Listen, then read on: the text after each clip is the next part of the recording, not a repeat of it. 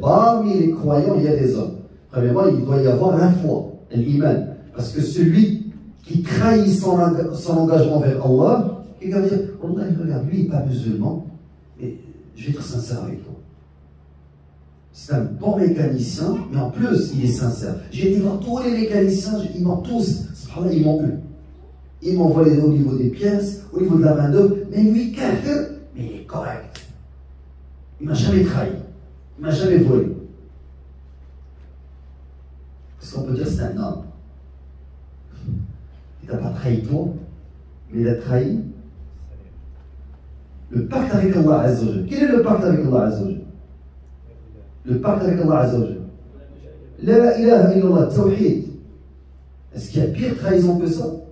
L'être humain, Allah l'a créé, lui a créé les cieux, la terre, l'oxygène qu'il respire, les parents qui l'ont mis au monde, l'eau qu'il boit, il a tout créé, et puis il a pris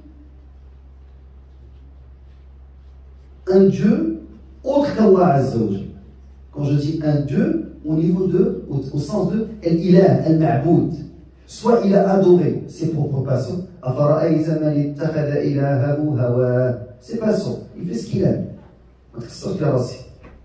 En bon français. Je fais ce que je veux, ce que j'aime. Ok, ça me convient pas. Fais ceci, non. Je fais ce que j'aime. Lui, il adore, mais il adore son ego, ses passions, sa propre personne.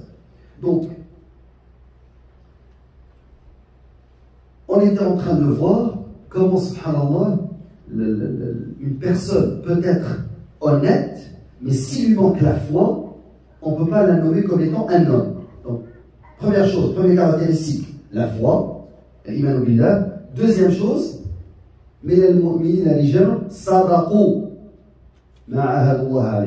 ils ont été sincères dans leur engagement. Aussi, le terme a été cité dans Surat Al-Qasas. وجاء رجل من أقصى المدينة يسعى قال يا موسى إن الملأ يأتمرون بك ليقتلوك فاخرج إني لك من الناصحين. أقصى المدينة, vraiment de l'extrémité de la ville, جاء رجل يسعى, un homme est venu. Pourquoi il est venu? Il dit, oh Moussa, je viens te voir, mon conseiller sort, fuis, al-mala. C'est-à-dire, quand Pharaon, ils sont en train de comploter pour te tuer. Lui qui vient de dire ça, qu'est-ce qu'il risque? Il risque la mort. Parce que Pharaon ne plaisantait pas. Donc, ici, qu'est-ce qu'on peut voir? On peut voir une prise de position. Aussi, toujours dans Ar-Rujula, prise de position, dire haq. Dans Surat Ghafir, il a dit وَقَالَ رَجُلٌ مُؤْمِنٌ مِنْ آلِ فِرْعَوْنَ وَقَالَ رَجُلٌ مُؤْمِنٌ Ramzi, mu'minun, la foi, on l'a déjà cité comme caractéristique. وقال رجل مؤمن من آل فرعون, a dit un homme croyant. من آل فرعون, est-ce qu'il est Bani Israël? Il n'est pas des fils d'Israël, il est du peuple du pharaon. وقال رجل مؤمن من آل فرعون يكتم إيمانه, qui cache sa foi. أتقتلون رجلا أن يقول ربي الله. Donc il leur a dit, est-ce que vous allez tuer un homme qui dit Allah mon Seigneur? Il a dit le haqq. Il a mis sa vie en péril. Donc le fait de dire le haqq, tout en risquant sa vie. Et d'ailleurs, quand on parle des savants, les ulama, c'est-à-dire quand vous allez Siyar A'lam Nubala, l'imam Dhahabi, quand vous allez lire, vous allez trouver la naissance, Talab al-Ilm, al-Hijra, Talab al-Hadith, et vous allez souvent trouver un chapitre qui s'appelle les grands savants, tous, sans exception. Un chapitre qui s'appelle Al-Mihna, l'épreuve. Ah, il a été emprisonné. Cheikh Islam Taymiyyah, il est mort en prison. Ah, il est parti en Égypte, il a été battu. Il était dans une mosquée, tout le monde s'est levé, ils ont commencé à le battre. C'est ça. Tous les savants, tu trouves qu'ils ont été battus dans la mosquée. Il a été battu. Parce qu'il y a des ignorants qui ne comprennent pas. Ou il y a Al-Bida qui le détestent, qui commencent à parler contre lui. Cheikh Islam Taymiyyah, ils ont fait son sacrifice. Alors, d'une certaine manière, tu trouves toujours que le savant est éprouvé. Pourquoi? Parce qu'il dit le haqq, et des fois les gens n'aiment pas ce haqq. Ar-Rujula, c'est dire le haqq, ولو كان مرا, Qui a dit ça? Awsani Khalili, Abu Bakr al-Ghifari radiallahu anhu dans le hadith. Il a dit Khalili, mon ami intime par du prophète sallam, il m'a recommandé de dire la vérité même s'il est amer. Autre verset, on est toujours dans le Coran. Ar-Rajul fil Coran. Allah Azza wa Jalla dit dans Rijalun, des hommes, la tulhihim. Subhanallah, ce verset est dur. Rijal la tulhihim, tijaratun wa la bay'un an dhikrillah. Tijara, commerce, le bay', la vente et les achats. C'est dur, quand l'adhan, mais là, tu dois terminer tes livraisons. Là, tu dis, j'ai des obligations. J'arrête tout, je vais prier. Non, après, Inch'Allah, je prierai avant la... Je parle de tout le monde. Tu es en train de faire un travail, puis tu entends l'adhan. Ok. Vous savez ce qu'est le rajul? Allah a dit, Rijal la tulihim tijaratun wa la bay'un an dhikrillah wa iqam as-salat. Il n'a pas dit, yusallu, il prie. Iqam as-salat. Établir alladhina immakkannahum fi al-ard. Aqamu as-salat. Donc quand ils ont le pouvoir, c'est ce qu'ils font. Et si tu es l'homme à la maison, l'obligation, Allahu Akbar, tu fais l'adhan dès le début. Tu fais le wudu, l'adhan, ta femme et tes enfants te voient, tout le monde se règle sur ça. Si tu dis, Inch'Allah, je vais me lever, tu as cette responsabilité parce qu'ils vont te voir. Même si ta femme est prise à temps, le leader c'est toi. C'est ça le jour là. Moi j'ai des sœurs qui m'écrivent. Mon mari, parlez-lui, cher Barakallahu, il joue toute la nuit. Il n'arrive pas. Moi, je ne savais pas que les gars de 30 ans pouvaient encore jouer. Wallah, je ne savais pas. Les jeux électroniques, je n'ai jamais compris ça. Parce que moi, je ne suis pas quelqu'un qui joue, donc je ne peux pas comprendre. Il faudrait un jour m'expliquer. Il m'a dit, il joue toute la nuit, et puis quand arrive le fajr, il me dit, je vais dormir, je suis fatigué. Et je dois me battre avec lui pour qu'il prie, parce qu'il a joué. Toute la nuit, il joue. Alors, Rijal la tulhihim tijaratun wa la bay'un an dhikrillah, pour faire dhikr, parce que regarde les tijara, subhanallah, et le commerce, tu veux faire dhikr Allah Azza wa Jalla, tu dis ok, je dois commander, je dois passer la commande, combien je dois payer cette année, et ça vient tijara, ça ne laisse pas, parce que là tu as de l'argent qui rentre, qui sort. Wa la bay'un an dhikrillah wa iqam as-salat wa ita' az-zakat yakhafuna. Pourquoi ils font ça? La raison. Yakhafuna yawman. Ils craignent un jour, subhanallah. C'est ça la raison qu'il épouse, la crainte. Tataqallabu fihi al-qulubu wal-absar. Khashi'atan absar. Donc, khashi'atan absar, c'est pas dans ce verset. Donc, tataqallabu fihi al-qulubu wal-absar. Ils craignent ce jour-là. Il faudrait vraiment qu'on l'applique. Si on veut être des hommes, quand c'est salat, c'est salat. C'est pareil tout, subhanallah. Et tout le monde va vous respecter et vous aurez baraka. Moi, je connaissais des commerçants bled dans toute l'année.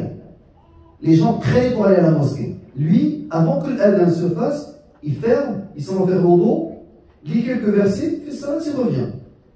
Puis quand tu n'es pas, il te dit, est-ce que tu penses que ces 30 minutes vont me rendre riche? C'est ça mon shaitan, qui me fait croire que ces quelques minutes vont changer ma vie. Ils ne vont rien changer dans ta vie. Mais ce qui va changer, c'est ton engagement vers Allah Azza wa Jalla. Quand il y a un salat, t'arrêtes tout.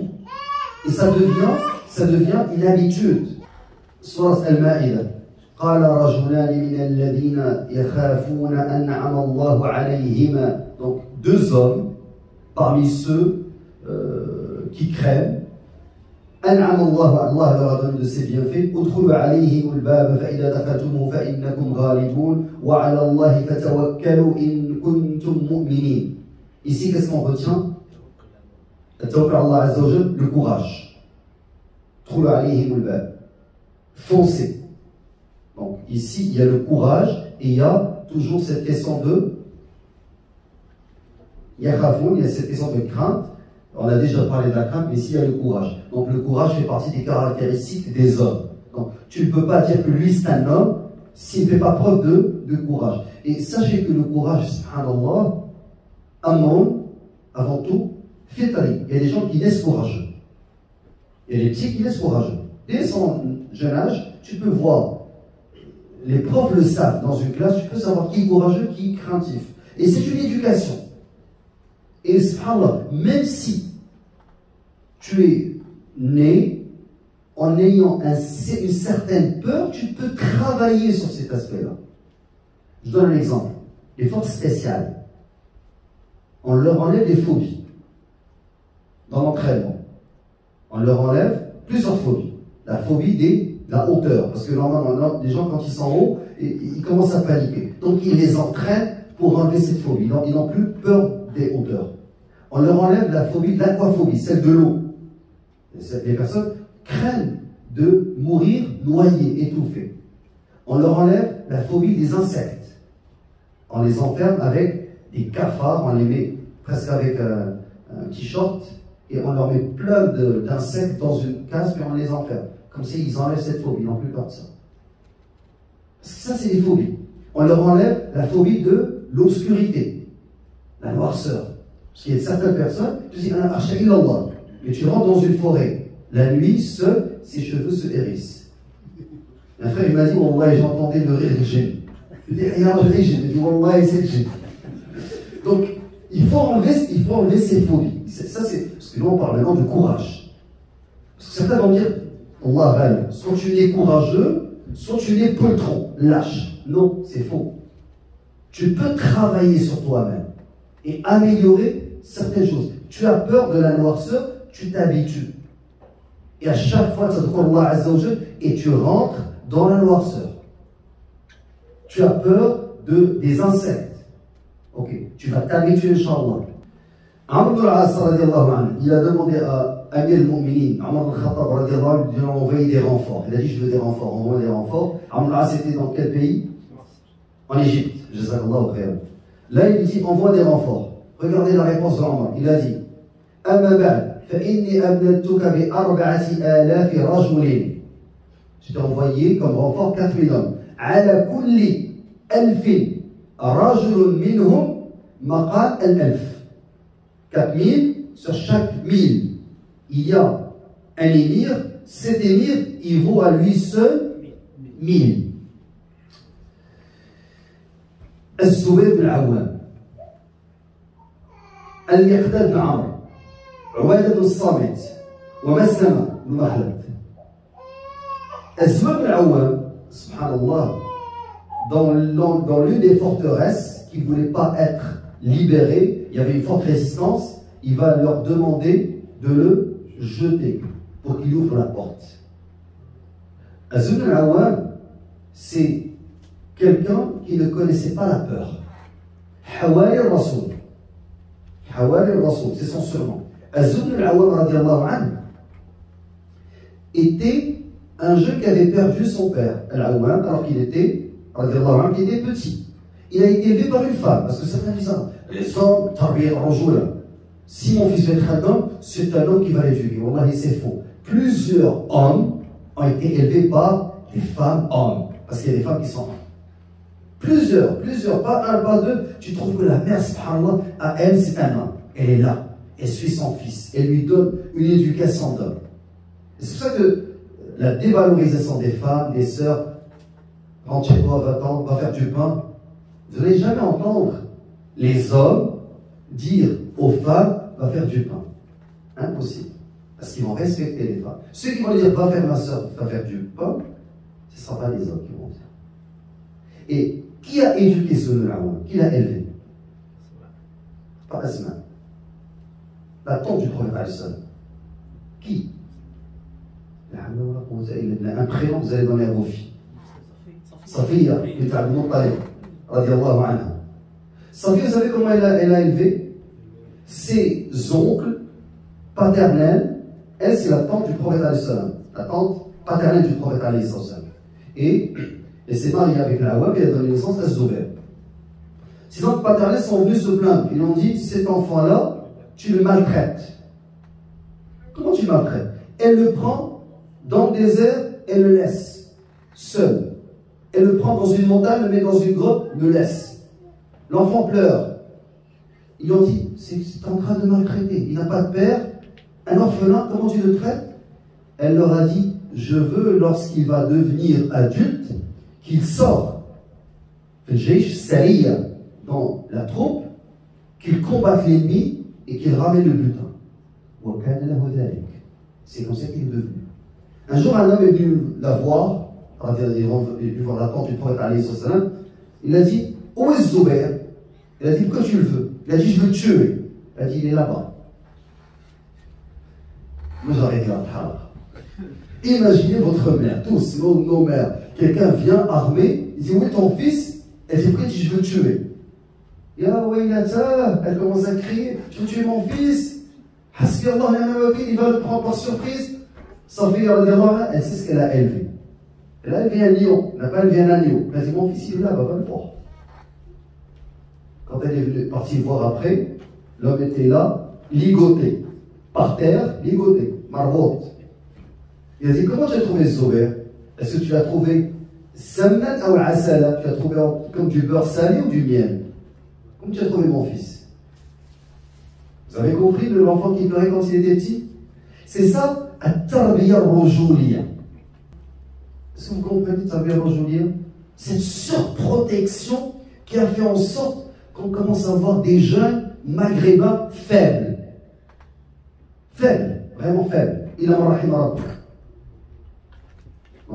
Qui excellent dans les coupes de cheveux, dans les pantalons, dans les petites sacoches, dans le... Tarbiya ar-rujuliyya, c'est la boue jusqu'à la taille. La boue, c'est la poussière. C'est ça? C'est la montagne. C'est le plein air. C'est ça que tarbiya ar-rujuliyya. Je vais prier, où est-ce que je... frère, il m'a dit, où est-ce que je vais prier? J'ai dit, prie sur le gazon. Il m'a dit, un arbre. J'ai dit, et alors? J'ai pas de tapis. Et je vais salir mon pantalon. Ben, j'ai dit, parce que ton pantalon, il m'a dit, ouais, ça c'est. Mais c'est une marque. Je dis, porte pas de marque, comme ça tu vas prier partout. Si ton pantalon, il t'empêche, subhanallah, de prier, qu'est-ce que tu dois faire? Changer de pantalon. Écrivez cette phrase. Si ton pantalon t'empêche de prier, change de pantalon. Tu ne peux plus prier. Tu dois avoir un tapis moelleux, doux. Et un frère m'a dit, je suis parti prier dans une mosquée, j'ai fait ce jour. Il m'a dit, oh, c'était tellement doux. C'est tellement doux. J'étais compressé, je suis resté là. Une chose. Où est-ce qu'on trouve les hommes? Où on les retrouve? Les gens qui cherchent, moi je cherche des hommes. Où est-ce que normalement je dois trouver les hommes? Dans les mosquées. Partout. Si vous me dites dans les mosquées, donnez la preuve. Si vous me dites partout, donnez la preuve. Si vous me dites dans les chichas, donnez la preuve. Si je dis dans les djinns, les hommes on les trouve dans les djinns. Si on va dans les djinns, là je trouve les hommes. Dans les malheurs. Dans les malheurs. Allah Azza wa Jalla, qu'est-ce qu'il a dit? Surat At-Tawbah, verset 108. لمسجد أسس على التقوى من أول يوم أحق أن تقوم فيه quoi? رجال فيه رجال la mosquée du prophète فيه رجال يحبون أن يتطهروا والله يحب المطهرين. Donc où est-ce qu'on retrouve les hommes normalement? Dans la mosquée. Et pas n'importe quelle mosquée, il y a deux mosquées. Il y a ça dans le contexte de Masjid Ad-Dirar, la mosquée qui a été fondée par les hommes de qui? Abi Amir Al-Rahib Al-Fasiq. Donc, et il y a la mosquée prophétique. Donc les hommes, on les trouve dans la mosquée prophétique et les mosquées qui ont le même minhaj que la mosquée prophétique, normalement. Donc si tu veux les hommes, comme a dit quelqu'un, si tu veux les hommes, va dans les mosquées où il y a les hommes. Quelles sont les caractéristiques? Quelles sont les caractéristiques qui font de quelqu'un un homme? Rapidement, on a procédé par élimination. On a éliminé Bilal. Qu'est-ce qu'on a éliminé? Le gars à fille. Tu dis lui c'est un homme parce que lui c'est un gars à fille, toujours entouré par 3-4 filles. Donc ça c'est un homme. On a éliminé ça. Qu'est-ce qu'on a éliminé aussi? La force physique. Par quel exemple je l'ai éliminé? Qui était Abdullah ibn Mas'ud. On a éliminé aussi le gars qui est homme parce qu'il contrôle sa femme. Elle n'arrive même pas à respirer. Et qu'est-ce qu'on a trouvé comme caractéristiques qui nous définissent l'homme? Comme ça, tous vous allez sortir avec une conception claire de l'homme et non pas du mal. Je vais laisser les deux frères qui ont pris les notes. Waji, est-ce que tu as pris les notes? Non. Dans ta tête. Ça va. Ok, médite-les, Inch'Allah. Vas-y, Rassi. Prise de position. Première chose, la prise de position. Che Guevara avait des prises de position, il a donné sa vie pour son idéal. Il a laissé son cabinet de médecin et on l'a éliminé. Donc le premier critère, c'est pas les prises de position. C'est un premier critère, sine qua non, qui est Al-Iman, la foi. Al-Iman, la foi. Établir la prière. Avant, subhanallah. Sadaqou, ma'ahadullah alayh. Ils ont été sincères dans leur engagement. Et la prise de note est importante, subhanallah.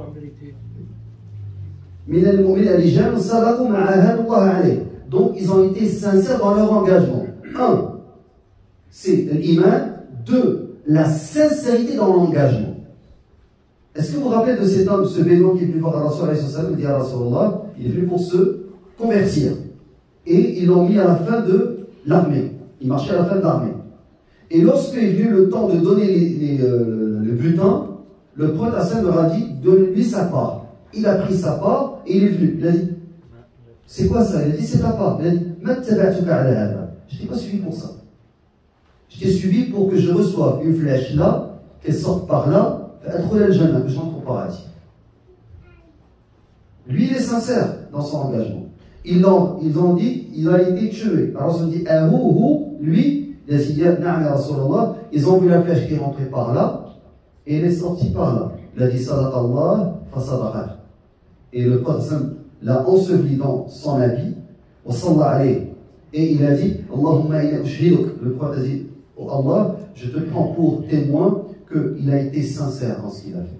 Donc, sadaqu ma'ahadullah alayh, la foi, sincère, la sincérité dans l'engagement. Troisième critère. Et on a donné comme preuve, mu'min al-fir'an.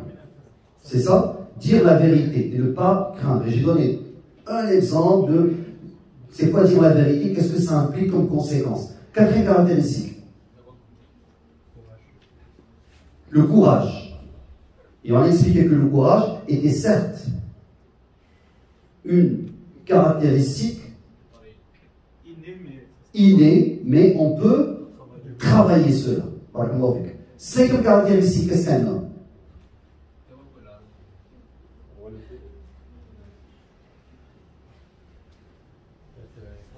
رجال لا تلهيهم تجارة ولا بيع عن ذكر الله. Qu'est-ce qu'on a dit?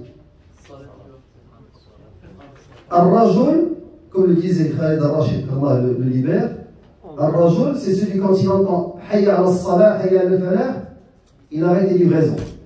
Il ferme le commerce.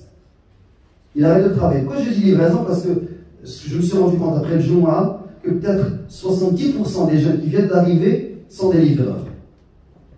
Et ils ont, subhanallah, une obligation de livrer la marchandise. Ok, t'arrêtes, tu pries et tu continues. Donc, as-salat, attends. Autre caractéristique. Où est-ce qu'on les trouve, les hommes? Dans les mosquées.